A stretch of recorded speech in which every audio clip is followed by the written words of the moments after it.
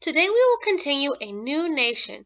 Yesterday we explored more about Benjamin Franklin, one of our founding fathers. He was an inventor and he was described as being very wise. Today we're going to learn more about another founding father, Thomas Jefferson. You may remember him as the author of the Declaration of Independence. He's also remembered for other reasons. And today we're going to listen carefully to find out what other contributions Thomas Jefferson made to the founding of this nation. Benjamin Franklin enjoyed the company of another patriot, Thomas Jefferson from Virginia. Jefferson was often the youngest person in the room when the founders met in Philadelphia, whereas Franklin was often the oldest. Like George Washington, Thomas Jefferson was always ready to serve his country, but the place he most liked to be was at his home with his family. When Thomas Jefferson was a young lawyer, he started building a house close to the farm where he grew up in Virginia. Built on a hill, he named it Monticello, which means Little Mountain in Italian. He worked on it for many years, before, during, and after the war. Jefferson traveled in Europe and brought back many ideas from France and Italy.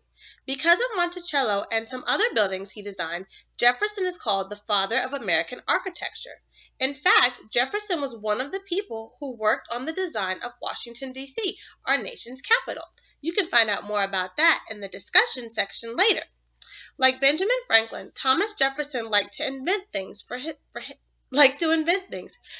house, he invented a pulley system that opened doors and a mechanical clock that kept track of the days of the week.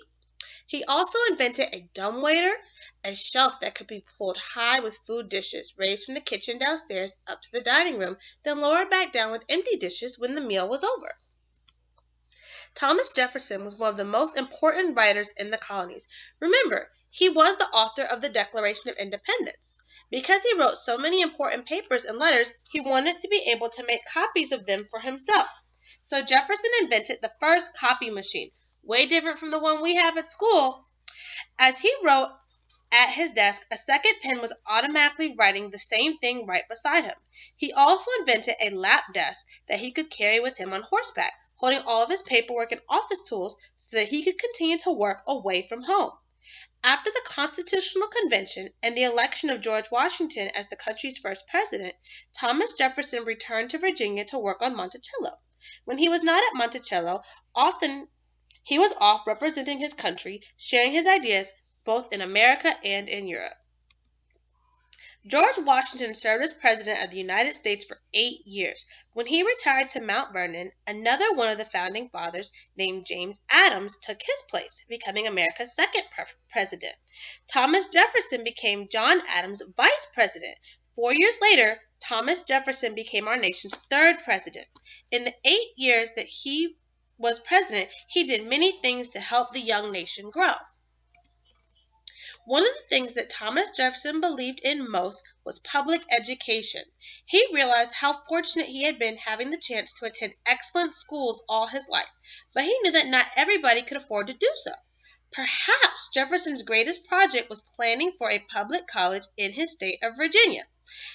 He designed the buildings, chose the subjects to be taught, and raised money to build the University of Virginia. The university was built on a friend's farm just down the hill from Monticello so that Jefferson could watch it being built. Thomas Jefferson died on the afternoon of July 4, 1826, just hours before the death of his friend John Adams. The second and third presidents of the United States of America died on the 50th anniversary of Independence Day. Like George Washington and Benjamin Franklin, Thomas Jefferson is remembered in many ways today. Some of our nickels or 5-cent coins have a picture of Jefferson on one side of them and a picture of a dome building on the other. Can you guess what building that is? Right, it is his beloved Monticello. And tomorrow we will continue with a new nation. Our title will be Liberty and Justice for All? Why don't you ponder that for a little while until we meet again and to see why would my title be a question?